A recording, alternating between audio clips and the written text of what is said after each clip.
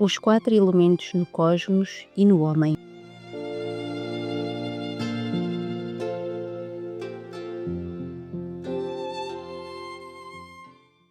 Tomando uma definição de Platão, os elementos são as coisas que compõem e decompõem os corpos complexos. Ou seja, os elementos seriam substâncias simples e primordiais que configurariam, segundo as antigas tradições de todas as civilizações esotéricas, tanto o cosmos como o próprio ser humano. Dito basicamente o que são esses elementos, queremos esclarecer porque falamos de quatro.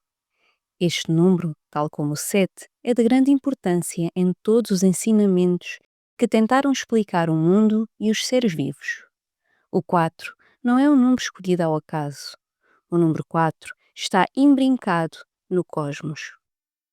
Tradicionalmente, em diferentes línguas e com diferentes expressões, sempre foram conhecidos quatro elementos básicos constituintes do universo, do macrocosmo e, consequentemente, do homem, do microcosmo. Estes quatro elementos são o fogo, o ar, a água e a terra. Apesar de usarmos estas denominações, que nos são muito familiares e conhecidas, estes elementos não se referem exatamente ao que chamamos fogo, ar, água e terra, embora também os englobem.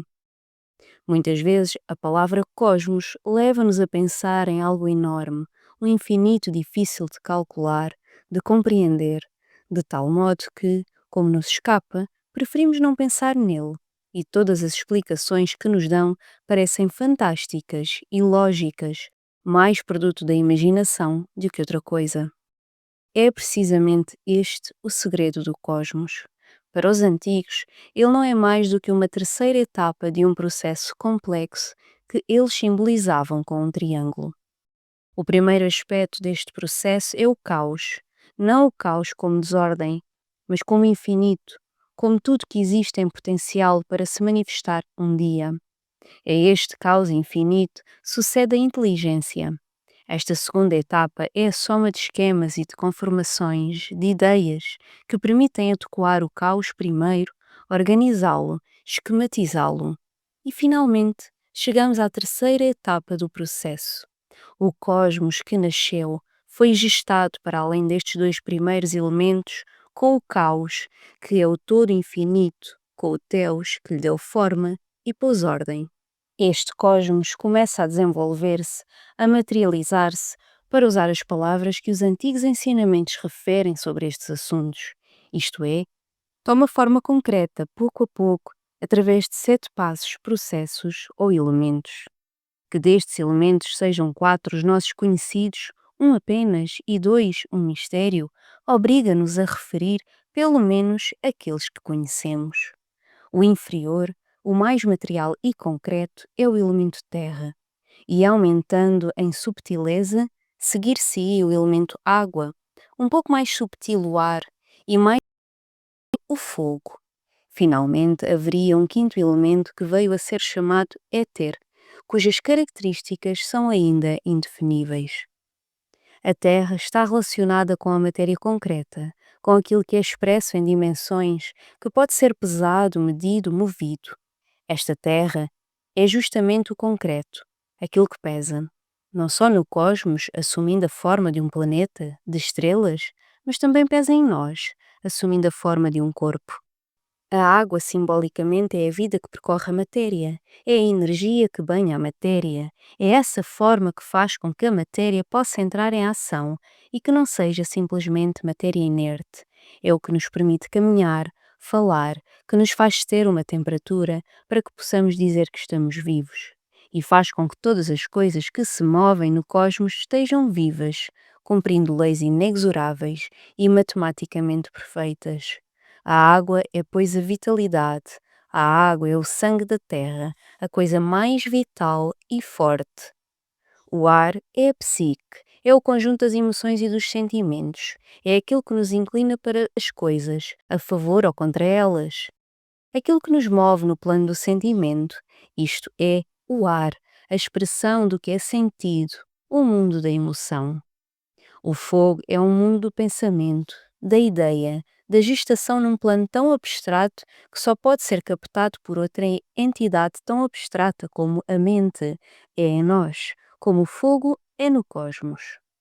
Dizemos elementos cósmicos e falamos de elementos humanos. O que no cosmos se traduz como primeiras substâncias, elementos, vai-se plasmando numa forma inconcebível para nós até chegar a esta matéria que conhecemos e ao homem, como fogo, ar, água e terra. O fogo como mente, o ar como sentimento, a água como vitalidade, a terra como corpo.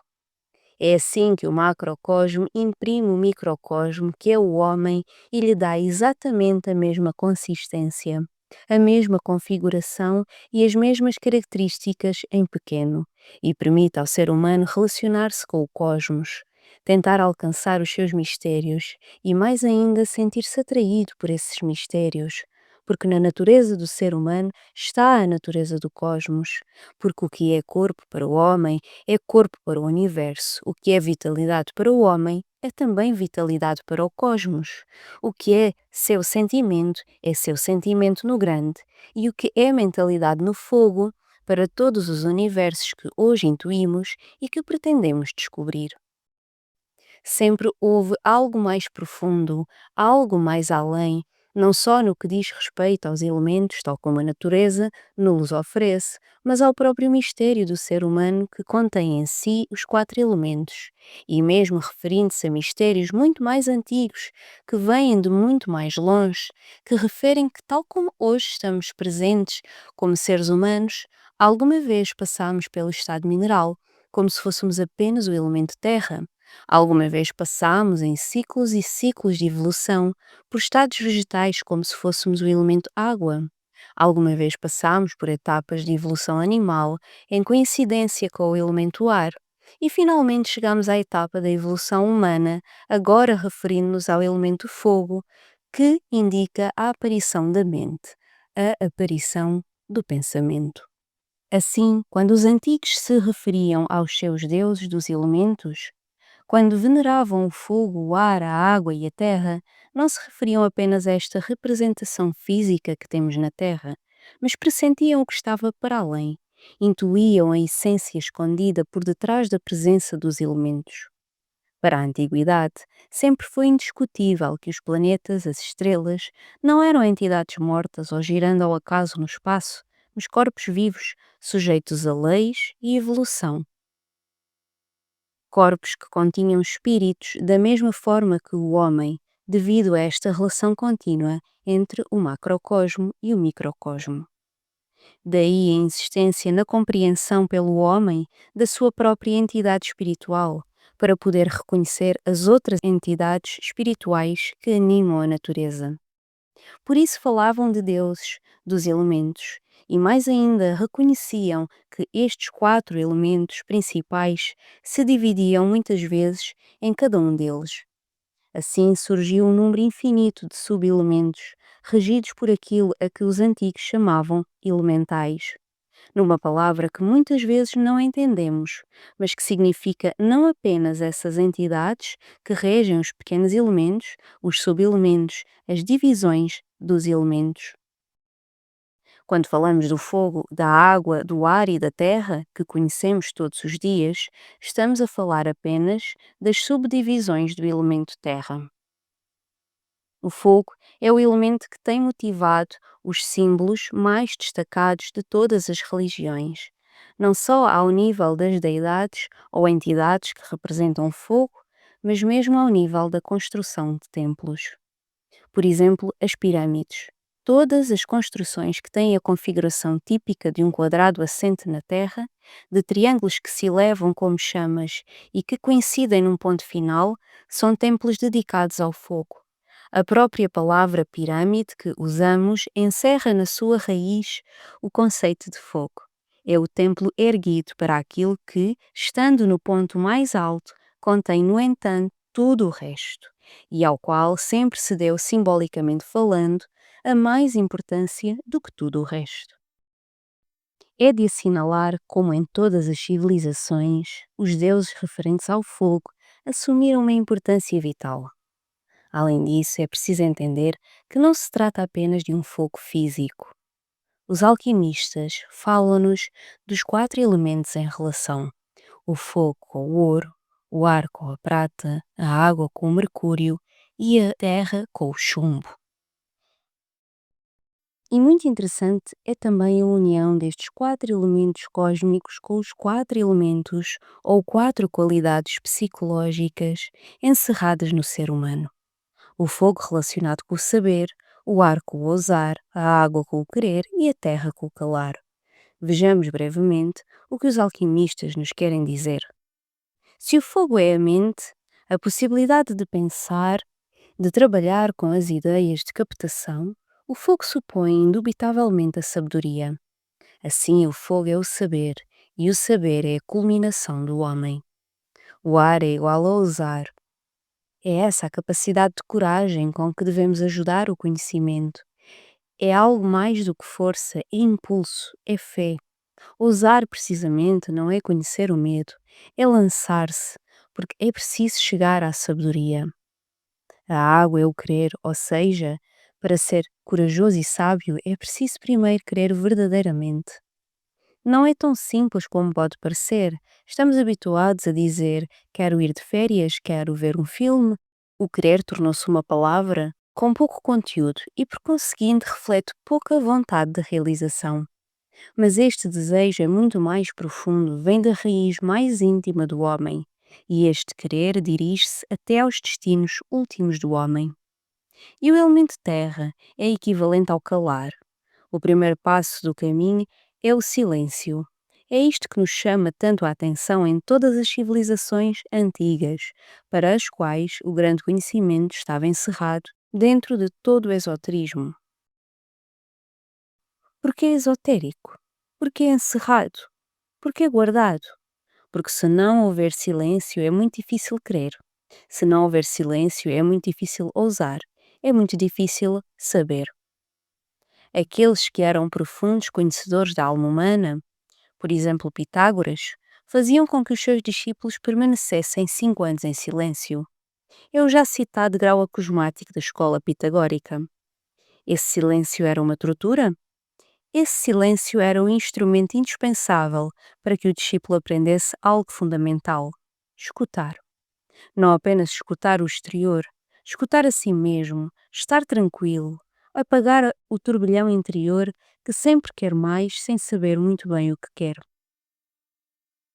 Hoje em dia, quando tentamos aprender alguma coisa, primeiro vem a crítica, depois o conhecimento. Primeiro o porquê e como é que me vais demonstrar isso? Como é isto ou como é aquilo? Há tanto palavreado interior que é quase impossível chegar a algo concreto. Por isso, todas as escolas antigas conheciam o maravilhoso segredo do silêncio, de aprender primeiro e depois tudo o resto. Este é o silêncio com que os ensinamentos profundos foram envolvidos, não para escondê-los, mas simplesmente para guardá-los e protegê-los daqueles que, não os compreendendo, nem sabendo como aplicá-los, fariam um uso maligno e pernicioso deles. Muitos querem e quereriam, por que não, trabalhar com estes ensinamentos, mesmo que não estejam seguros. O perigo não está na nossa curiosidade.